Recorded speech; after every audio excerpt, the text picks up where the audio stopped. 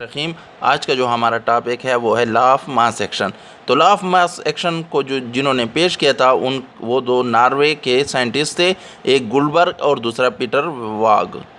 उन्होंने 1864 में मुख्तलिफ एक्सपेरिमेंट परफॉर्म किए थे to correlate the rate of chemical reaction with concentration of reactants के रेट ऑफ रिएक्शन और कंसंट्रेशन ऑफ रिएक्टेंट्स के दरमियान किस तरह ताल्लुक़ है या वो एक दूसरे को किस तरह असरअंदाज करते हैं।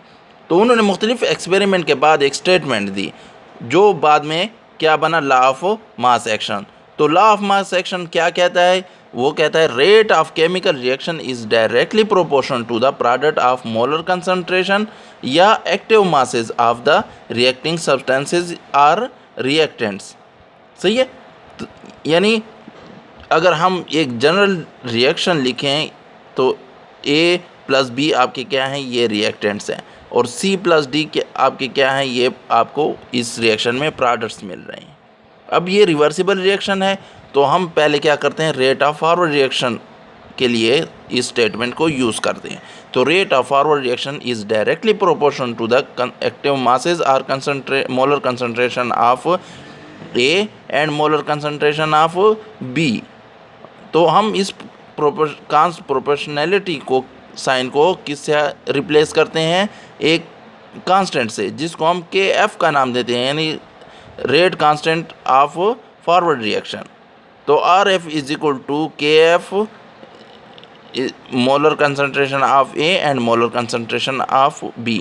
इसी तरह अगर हम रिवर्सिबल रिएक्शन है तो प्रोडक्ट जो है वो दोबारा कंबाइन होकर हमें रिएक्टेंट देंगे, तो उस जो रिवर्स रिएक्शन है उसकी रेट को हम कोरिलेट करते हैं with molar concentration of products. तो rate of reverse reaction is directly proportional to the molar concentration of C and molar concentration of D। तो प्रोपोर्शनैलिटी साइन को हम रिप्लेस करते हैं किससे, प्रोपोर्शनैलिटी कांस्टेंट से। तो rate of reverse reaction is equal to proportional constant या rate constant for reverse reaction into molar concentration of C and molar concentration of product D। सही है। जब इक्विलिब्रियम एस्टेब्लिश होता है तो क्या होता है, rate of forward reaction is equal to rate of reverse reaction. अब हम लिखते हैं RF या rate of forward reaction is equal to rate of reverse reaction. तो क्या अब हम पुटिंग कर लें किसके लिए, इनकी रेट ऑफ फॉरवर्ड रिएक्शन और रेट ऑफ रिवर्स रिएक्शन की वैल्यूज़ पुट कर लें आप इसमें। तो हमारे पास जो इक्वेशन आती है वो है KF is equal to molar concentration of reactant A and molar concentration of reactant B। इसी तरह रेट ऑफ रिवर्स रिएक्शन में जब उसकी हम वैल्यू पुट करते हैं तो हमारे पास आता है K rate constant for reverse reaction into molar concentration of product C and molar concentration of D। ठीक है। अब रीअरेंज करते हैं इस इक्वेशन को कि rate constant for reverse reaction को ले आते हैं हम इस साइड पे, यानी आपके लेफ्ट साइड पे, और जो मोलर कंसंट्रेशन ऑफ रिएक्टेंट्स है उसको ले आते हैं राइट साइड पे। तो आफ्टर रीअरेंजमेंट हमारे पास जो इक्वेशन आती है वो क्या आती है, KF divided by KR is equal to molar concentration of products and molar concentration of reactants. सही है। अब हम जो है इस वैल्यू को क्या करते हैं, रिप्लेस करते हैं एक जनरल कांस्टेंट के साथ। तो KF is equal to rate constant for reverse reaction is equal to KC जो है हमारे पास इसको नेम दिया गया है इक्विलिब्रियम कांस्टेंट और रेट ऑफ रिएक्शन कांस्टेंट। सही है। तो KC is equal to molar concentration of D and molar concentration of C divided by molar concentration of A and molar concentration of B। यानी अगर हम देखें तो ऊपर हमारे पास क्या आ जाता है, product of molar concentration of products, और नीचे क्या आ जाता है, product of molar concentration of reactants. तो हम अगर इसकी डेफिनेशन करें इक्विलिब्रियम कांस्टेंट की, तो इक्विलिब्रियम कांस्टेंट क्या है, ये रेशो है किसके दरमियान, ratio of the product of molar concentration of products to the product of molar concentration of reactants. सही है। अब ये आगे हमारे पास सिंपल इक्वेशन हो जिसमें नंबर ऑफ मोल्स क्या हो, रिएक्टेंट्स और प्रोडक्ट से 1-1 यूज़ हो।